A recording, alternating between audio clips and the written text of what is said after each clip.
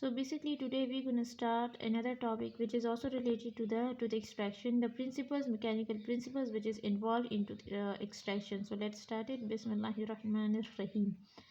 So basically we have three principles that is used in tooth extraction. Number one is lever principle, wedge principle, and wheel and axle principle. So number one, we will discuss lever principle. Lever principle mainly primarily elevators are used in these principles. In this, elevator is used as a primary lever, okay, and this transmit a modest forces with a mechanical advantage of long arm. Remember, this long arm will be our effort and short if effector arm will be load into a small movement against great resistance, okay. So remember, we have an example in which in this basically we use the elevator we use here is actually crank pick, which is inserted into the purchase point that is placed in a tooth, and then it is used to elevate the tooth, okay. So we have here a diagram. So basically in this principle हमें अगर mechanical advantage चाहिए तो हम that is basically क्या है, वो magnification होती है implied forces and by the liver. तो हमारे पास इसमें जो आर्म होती है ना on one side of fulcrum, वो एक्चुअली लॉन्गर होती है देन द लोड आर्म. एक हमारे पास इफर्ट वाली आर्म है ना, वो लॉन्ग है. लोड वाली आर्म जो है वो शॉर्ट है, दूसरे साइड पर है. इसका मतलब हम क्या करते हैं, there is a long distance from the effort to force. मतलब यहाँ पर अगर फोर्स लग रही है ना, तो यहाँ पर डिस्टेंस क्या है हमारे पास, वो ज़्यादा है, जबकि लोड का डिस्टेंस कम है टू द फोर्स. इसमें it will allow a short effort to move a large load. समझ रहे हैं ना, मतलब यहाँ पर you can see here this diagram also.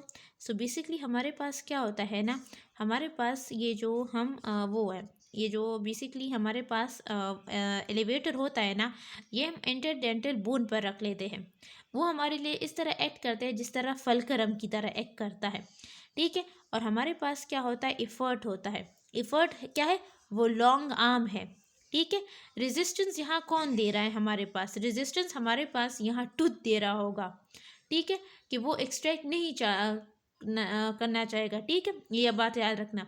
हम यहाँ पर जब इफर्ट लगा रहे होंगे ना, इफर्ट हमारे पास हम on one side of liver, तो ठीक है ना, a load is applied at the other side and that moves the mass. तो लोड जो है ना वो लगेगा किस पर लोड जाएगा, मास पर. जब ये सारा फोर्स मतलब ये सारा लोड मतलब इस टूथ पर जाएगा ना, तो ये अपवर्ड मूवमेंट्स करेगा हमारे पास, ठीक. सो बेसिकली हम जब कंट्रोल फोर्स लगा रहे होते हैं ना, अप्लाई कर रहे होते हैं, तो वो हम इफ़र्ट पर करते हैं, जिसकी वजह से वो एक्चुअली ज़्यादा हो जाती है दूसरी साइड ऑफ लोड पर, ठीक है ना.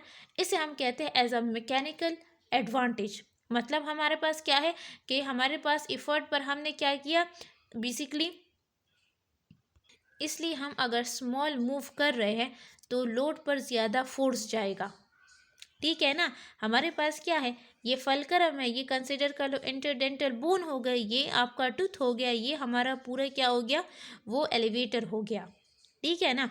हम क्या कर रहे हैं कि स्मॉल इफर्ट लगा रहे हैं कि हम लार्ज लोड को हटाएं, ठीक है ना. ये बात बहुत ज़रूरी है. फॉर एग्जांपल मैं आपको इसकी एग्जांपल इस लोड की डिस्टेंस हमने इसलिए यहाँ पर कम रखी है ना, कि अगर हम यहाँ ज़्यादा करते हैं ना, तो फिर हमें ज़्यादा मूव करना पड़ता, ठीक है ना. फिर हमें स्मॉल इफ़र्ट नहीं, हमें बहुत लार्ज इफ़र्ट लगानी होती, ठीक है ना. तो हम जब स्मॉल इफ़र्ट भी यहाँ लगाएंगे ना, तो वहाँ फोर्स जब लगेगी ना वो बहुत ज़्यादा लगेगी, क्योंकि उसका डिस्टेंस यहाँ पर बहुत कम है. समझ गए ना. और इसमें हम दो एलिवेटर्स यूज़ करते हैं, एक क्राइन पिक एलिवेटर होता है, दूसरा स्ट्रेट एलिवेटर होता है, ठीक. नेक्स्ट प्रिंसिपल वेज है. बेसिकली इसमें क्या होता है हमारे पास, इसमें अगर आप देख सकते हैं तो हमारे पास क्या होता है, ये दो इंक्लाइन प्लेन्स होते हैं, ये जॉइन टुगेदर टू जब होते हैं जिस जगह पर, वहाँ पर एक शार्प एज है. अगर हम क्या कर लेते हैं, हम when we push a wedge, जब हम एक वेज को पुश करते हैं एक डायरेक्शन में ना, एक डायरेक्शन में, तो वो क्रिएट करता है एक साइड वे मोशन. मतलब आप उसे एक जगह पे मूव कर, जिसमें आप देख रहे हो ना, मैं इसको नीचे करने की कोशिश कर रही, लेकिन साइड वे मोशन यहाँ पर क्रिएट हो रहा है, ठीक है ना, आप इसको समझने की कोशिश करो, ठीक है ना।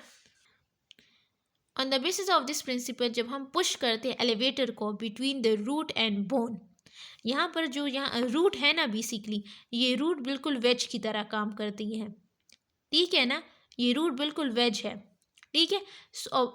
ठीक है ना, तो जब हम ये अप्लाई कर रहे होते हैं ना बेसिकली, तो ये डिस्प्लेस करता है रूट को इन इंक्लूसिव डायरेक्शन, क्योंकि हमने कहा कि रूट वेज जो है जब उसको एक बार आप एक जगह पे मूव करते हैं तो वो साइड वे डायरेक्शन करते हैं, उसी तरह हमने रूट को यहाँ कंसिडर किया हुआ है एज अ वेज, उसकी वजह से वो क्या कर रहे हैं, वो ओक्लूसिव डायरेक्शंस में मूव कर रहा है।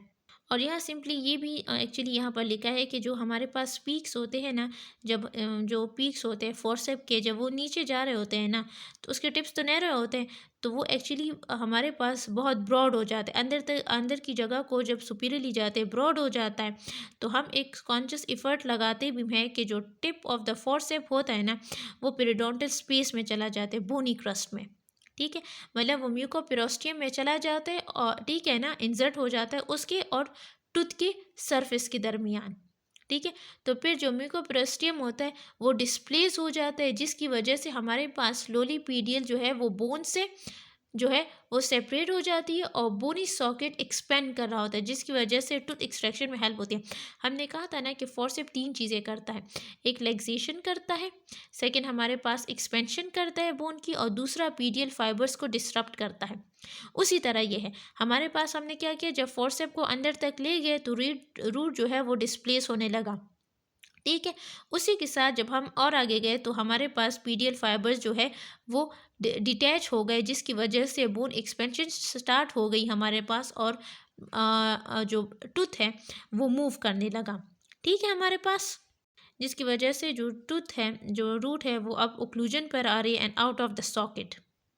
ये आप देखो ज़रा यहाँ इसकी डायरेक्शन, जब हमने beak of the forcep insert की पेरोस्टियम टूथ के दरमियान, तो हमारे पास जो म्यूकोपेरोस्टियम था वो डिस्प्लेस हो गया, जैसे मैंने कहा पीडियल फाइबर्स डिस्टर्ब हो गई, टूथ बोन एक्सपेंशन स्टार्ट हो गई, टूथ जो है वो मूव करना स्टार्ट कर। थर्ड प्रिंसिपल जिसे हम यूज़ करते हैं व्हील और एक्सियल प्रिंसिपल होता है। इसमें हमारे पास आप कंसिडर कर ले व्हील, जैसे एक व्हील गोल सी होती है ना, और एक एक्सियल उसकी मतलब टाइप ऑफ हैंडल होता है, which is most closely identified होता है। ये हमारे पास इसमें जो हम एलिवेटर यूज़ करते हैं वो ट्रायंगुलर एलिवेटर होता है या पेनेट शेप्ड एलिवेटर होता है। जब हमारे पास one of the root of multi rooted left हो जाती है, हम उसमें यूज़ करते हैं ज़्यादातर, मतलब मोलर्स में एक रूट रह गया एलुलर प्रोसेस में, तो हम पीनट टाइप पेनेंटेड शिफ्ट एलिवेटर होता है, जैसे क्रायर है, उसको यूज़ करते हैं सॉकेट में, और ये हम फिर उसके थ्रू वो निकालते हैं।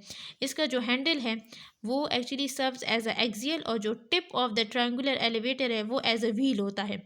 ये इंगेज करते हैं और टूथ को रूट से मूव कर, इसलिए ना जिस तरह हमारे पास ये है, ठीक है, स्ट्रीट एलिवेटर। अच्छा ये तो वेज वाला हमारे पास है, हाँ ठीक है, ये तो वो ये है, ये हमारे पास ट्रायंगुलर वो है, ठीक है ना, उसका एलिवेटर का वो है, ठीक है, ये ट्रायंगुलर है। ये हमारे पास एक्ट किस तरह करेगा, ये हमारे पास व्हील की तरह एक्ट करेगा, और जो इसका हैंडल होता है ना वो एक्सियल की तरह एक्ट करेगा, और ये मूवमेंट कॉज करेगा, जिसकी वजह से ये सॉकेट से निकल आ जाएगा हमारे पास, ठीक है। इसको हम as a modified form of lever beam कहते हैं। इफर्ट हम अप्लाई करते हैं व्हील पर, और फिर हम रोटेट करते हैं एक्सियल की थ्रू, इस रोटेट कर लेते हैं टू राइज द मास, ठीक है। विद दैट हमारे पास जो डायमीटर ऑफ व्हील होता है ना, वो ग्रेटर हमें जितना हमारे पास डायमीटर और व्हील होगा उतनी ही हमारे पास मैकेनिकल एडवांटेज ज़्यादा होगा। इसमें हमारे पास हमने कहा कि ट्रायंगुलर या पेनेंटेड शेप्ड एलिवेटर यूज़ होता है, एलिवेटर होता है। क्रायर एक एलिवेटर है, दूसरा एक वेंटर क्रायर का भी एक एलिवेटर होता है, वो यूज़ किया जाता है, ठीक है हमारे पास।